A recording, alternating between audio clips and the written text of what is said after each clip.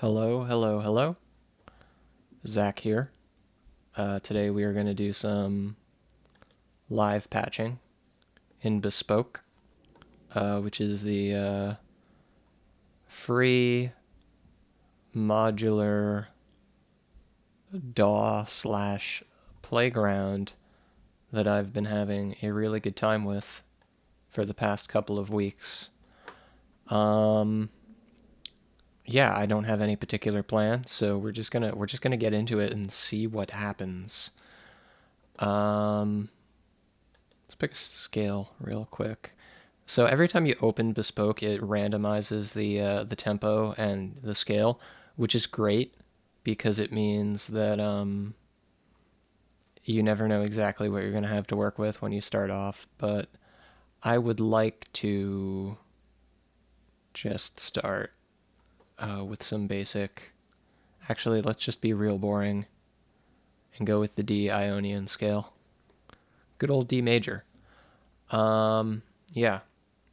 So in Bespoke, we have these instruments, and instruments are basically all sequencers or means of getting some kind of note input into your patch.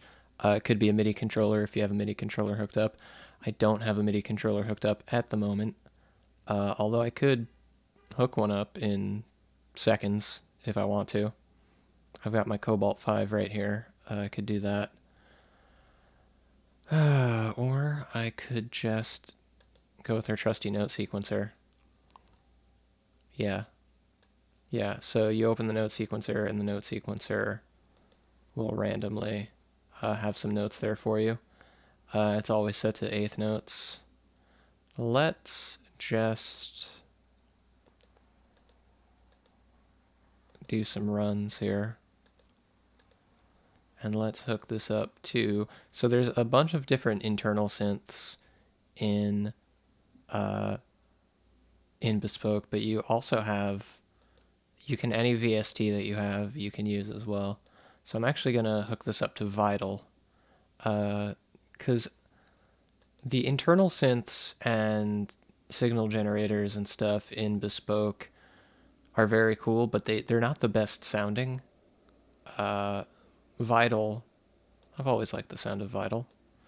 So let's hook that up, send this to our gain and our output. Behold, we have sound.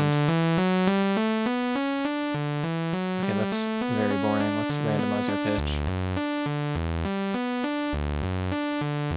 Let's open up Vital.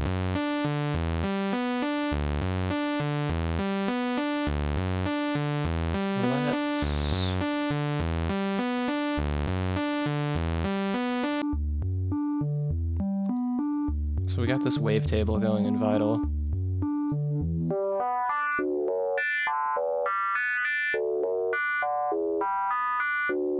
Okay.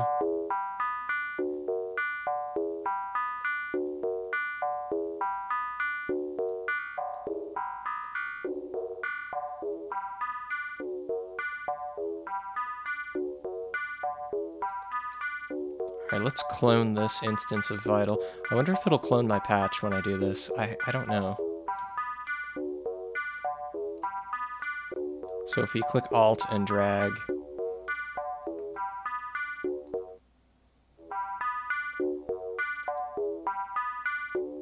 Oh, it does clone my patch. That's cool. That's super cool. I like that. So now what we're going to do is we have two instances of the same patch here. And one neat thing that I can do is... I've been playing with this a lot lately. Where is it? Scale degree. Here it is. So I can send notes from my sequencer to this, and then based on whatever scale I'm using, I can transpose the note to a different degree of the scale. So if I want to harmonize in thirds, let's say, I can set it to 3, send it here, and now we have everything by thirds. It sounds kind of weird though. Is it supposed to sound...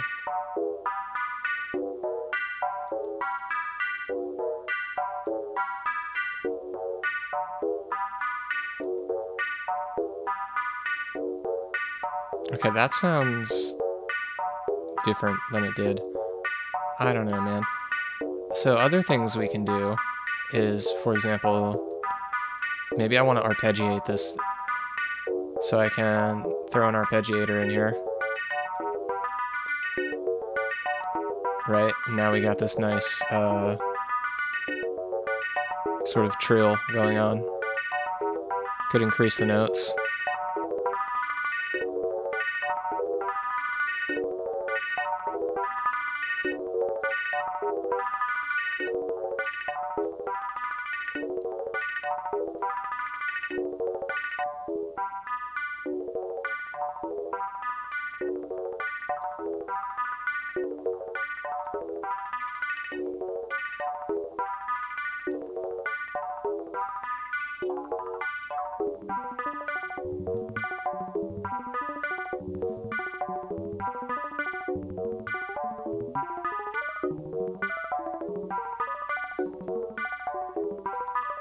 Okay, so I just transposed everything up an octave in Vital, so we kind of have our lower bit here and then our higher bit. Let's...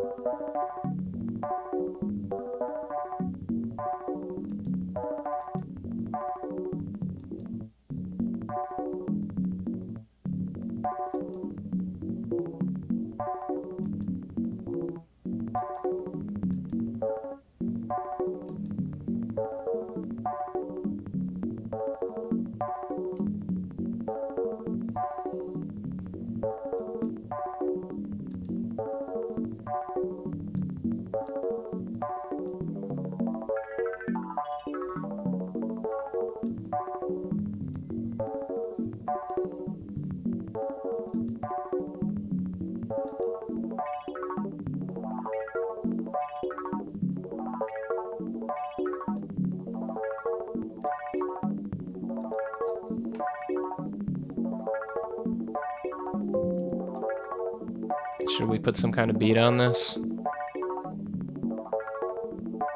I mean, it's not that interesting, but often when I have this kind of thing going on, I like to just put just a simple 4/4 kick drum under it, and that gives it a nice pulse. So what we can do is we could open up a drum sequencer. There's even an instrument called 4 on the floor that just does what I described. It just triggers like a kick drum. But I don't really get why you would do that when you have the drum sequencer and you could, you know, just add and subtract other elements to it as you see fit. So the thing I always use for beats in this program is the drum player, which is a sample player. If we check this box that says edit, it opens up our pads, and we have pads with samples on it. There's a sample browser item we can also open up in here to browse our own samples and drag them, drop them to these pads. But for now, I'm just going to stick with the regular samples. And these are all stereo, so it shouldn't... Sometimes if you connect a stereo input and a mono input to the gain or the splitter, it'll push one of those inputs all the way to the left or the right channel, which sounds bad, and I don't like it, and I don't totally understand why it does that. Okay, great. So we got our kick drum going now. I wonder if I can sidechain this in some way. Quick chain. Compressor. I mean, there's a compressor. Send. I haven't ever really looked into if there's a sidechain. Maybe I should look into that sometime. But instead, you know what I'm gonna do is I think I might put some bit crush on this. Crush some bits, if you know what I mean. So what we're gonna do there is just simply insert this. So when I insert a box into the chain, what I'm doing is I'm holding shift and dragging and then touching the circle. And that way, that allows you to introduce something new into the chain without unhooking your routing and losing sound.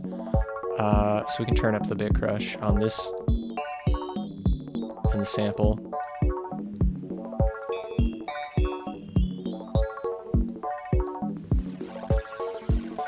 If we turn that crush up, it gets very crunchy.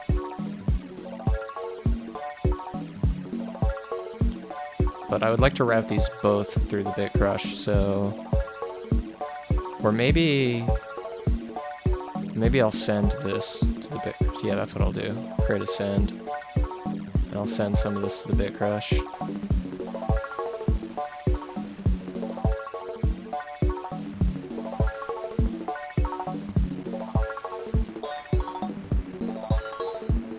And then the other effect that I want to put in here,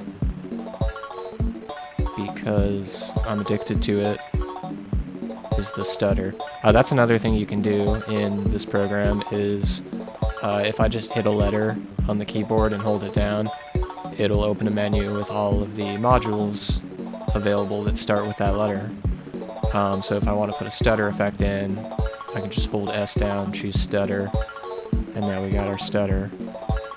So I'm going to pop that in there. And now I can do stuff like this.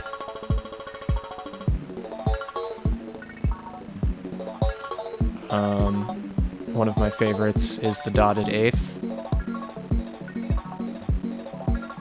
You get kind of an interesting, like, polyrhythm there. You can also do triplets. And another favorite of mine is the reverse.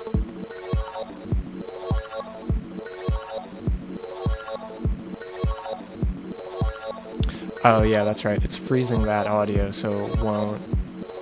The bit crush won't affect it. I should actually put the bit crush after the stutter then, I think. Right?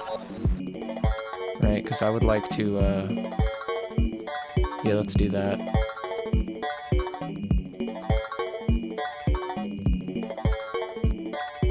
Okay, so we actually are going to have to unhook. Well, not necessarily. Just do this way. And then... Yeah, there we go. So now we have the stutter going into the bit crush, so if I want to reverse it, and then I can play with these settings.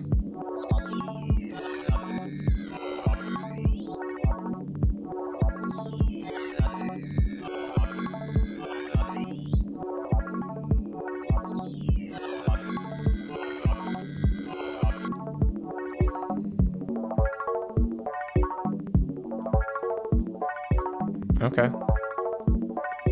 I'm kind of digging this. So I like the simplicity of the quarter note pulse here with our kick drum, but I might want to also have a weirder, more complicated beat come in. Now, what I could do is just click this randomize, and there we go. There's our weird, random IDM style beat. But I want to take it back to 4/4 kick. I don't think that's available to me here. Here we have a basic eighth note hi-hat. No, I just want to take it back to this. So what I'm actually going to do is I'm actually going to duplicate the drum sequencer, or I'm going to create another drum sequencer, and then what I'm going to do is, if I can remember how to do it, I can set up like a control sequencer and a toggle, I think. Is it selector? Is this one? Enable only one value at a time.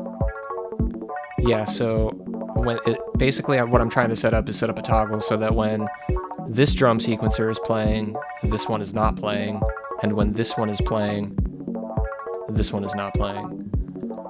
So I can create my crazy beat over here, right?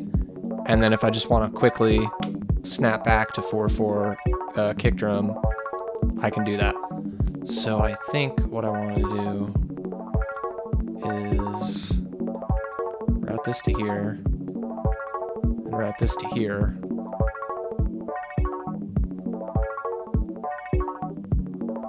Turn that off by default. Yes. Cool. So now what I can do,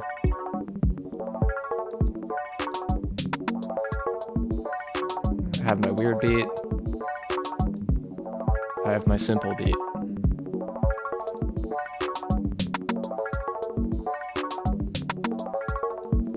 Right, and then maybe I want to trigger the weird beat at the same time I trigger this reverse.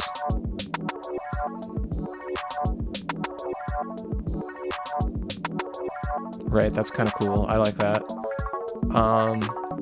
So I think what I can do is use a control sequencer to trigger both those things to happen at the same time.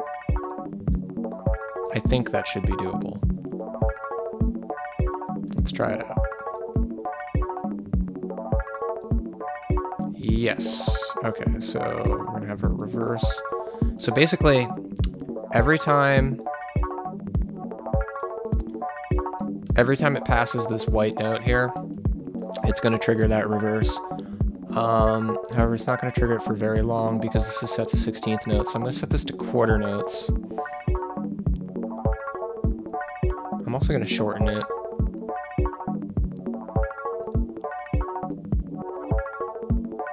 Nice. One thing I like to do with these control sequencers is set the length. You know, if I have something that's going on in my sequencer, you know, it's a length of 8 notes or 4 notes or, you know, some multiple of 4. I like to, with the control sequencer, have it be a multiple of a different number, like 6 or 3 or 5, so that the changes, when they happen, they don't always happen at the same time. I hope that makes sense to somebody. So what I can do, what I should be able to do, is send the control to there and also send the control... Oh, what? That's so confusing. Okay, I created a macro slider. So I think what I can do is this, right? Yes. So you see what's happening now is every time the control sequencer passes the white note, it triggers the reverse stutter, and it also changes my selection of drum pattern. So that's pretty cool. That's a nice bit of unpredictability there. I'm actually gonna make it a little longer though, because I don't want it to happen that frequently. Or maybe I can keep the length and change the note length to like single note, so every measure.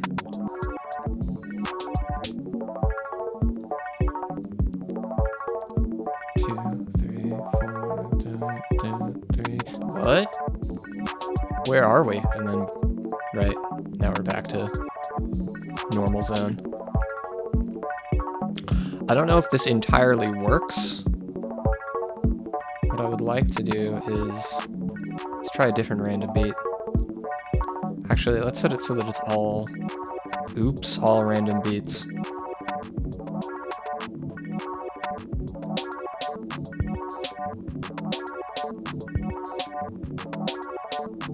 Okay, I kind of like that, but what I think it needs to have is it needs to have strong beats. Right? Put a strong beat on the 1 and the 2, or rather the 1 and the 3. And that seems to give it a little bit more structure.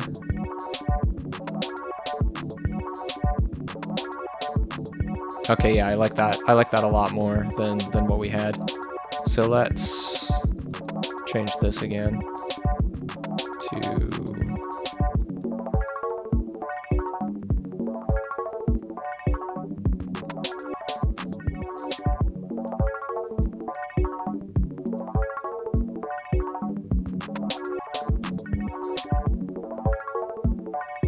Okay. Interesting. Interesting. I mean, so far so good, right?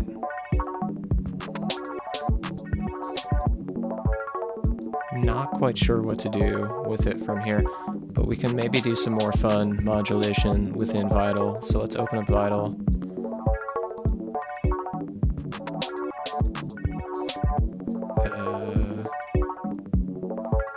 I just realized that Vital has not been visible to the stream bit. I also just accidentally clicked my quick link for Bitwig, which I do not want to open right now. Luckily, it has not opened.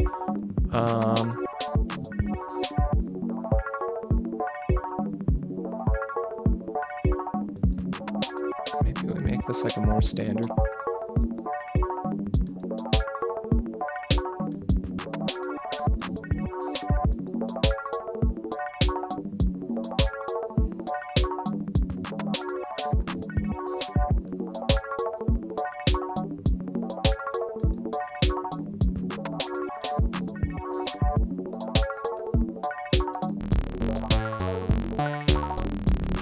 I just added another oscillator in Vital here. And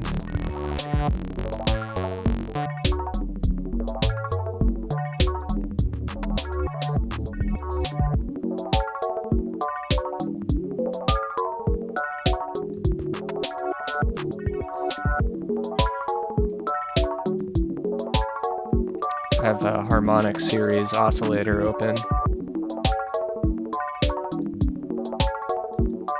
Okay, I like that. What else can I do with this? What if I put it through form and scale?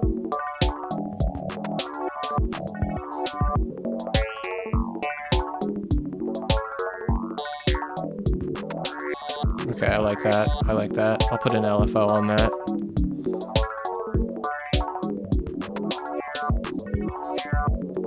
But I want this to...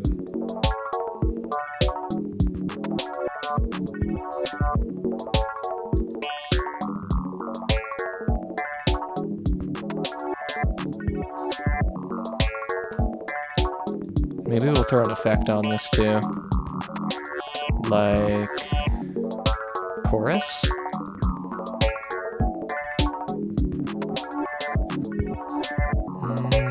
I don't know, I don't love the sound of the chorus inside Vital. It's not my favorite.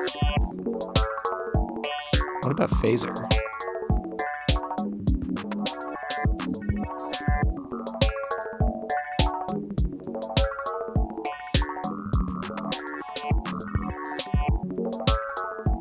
Kinda like that. Gives it an interesting sort of width. What about a master filter?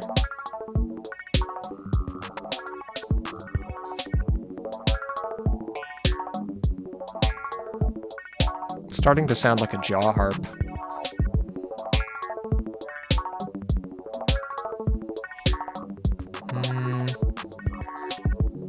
I don't love the filter.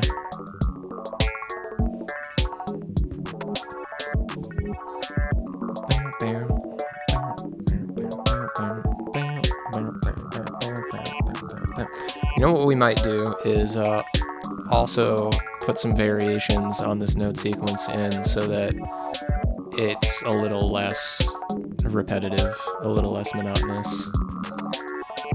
But for right now, I'm just going to leave things as they are because I've been recording for a while. And yeah, I kind of just wanted to do a little show and tell and show you how I work within this system. And hopefully that maybe inspires you to make some cool stuff too. So long.